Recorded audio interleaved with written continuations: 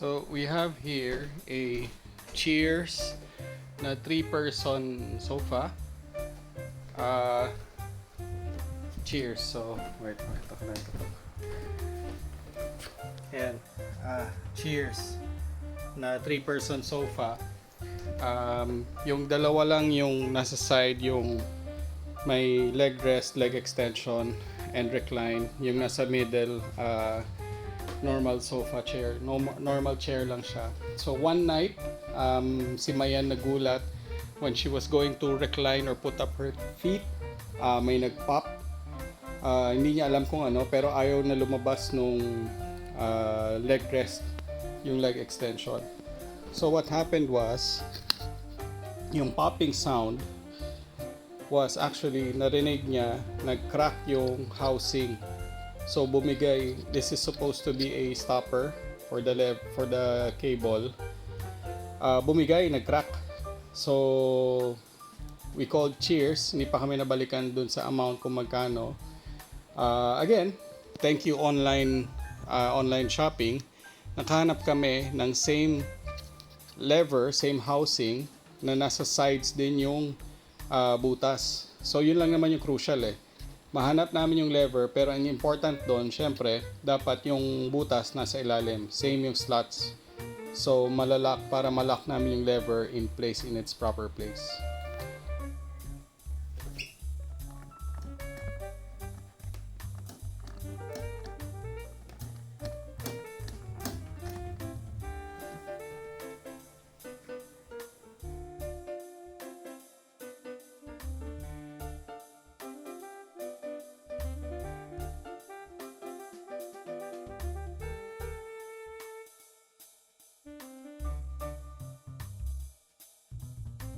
So, nasira yung assembly nito.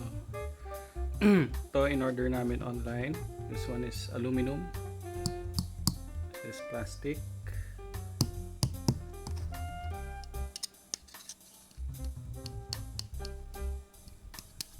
Plastic, bakal, anodized finish. Mas maganda yung quality ng online ng third party. Although itong aftermarket is smoother, ito wala ng texture, which is okay. Ito kasi bakal, ito plastic. So hopefully mas sturdy yung bakal kaysa sa plastic. So pag nasa loob na kayo, natanggal nyo na yung lever mismo, baka magtaka kayo paano nyo naman naalisin yung cable itself from the lever. So luluwangan nyo lang yung base, depende yon sa kung screw type siya or slot type. Basta luluwangan nyo lang yung base. Pag na-unhinge nyo na yung base, go to an upward direction and then just slide out yung lock. So ganun din kung i-install nyo na yung bagong lever, slide in, tapos luluwangan nyo lang yung base and then pull back, tapos install nyo na ulit yung case, yung lever doon sa slot. So similar to how I did dyan.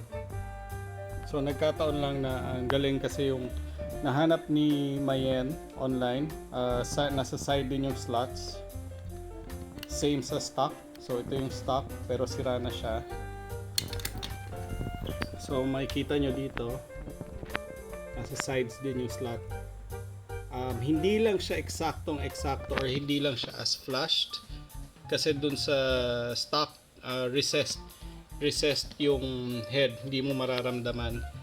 Ito makikita nyo nakaibabaw yung head, hindi lang siya as flush, pero we don't mind kasi at the end of the day hindi nyo naman talaga nakikita, and yung lever is always at a resting point na hindi nyo nakikita yung screw, so it doesn't really matter.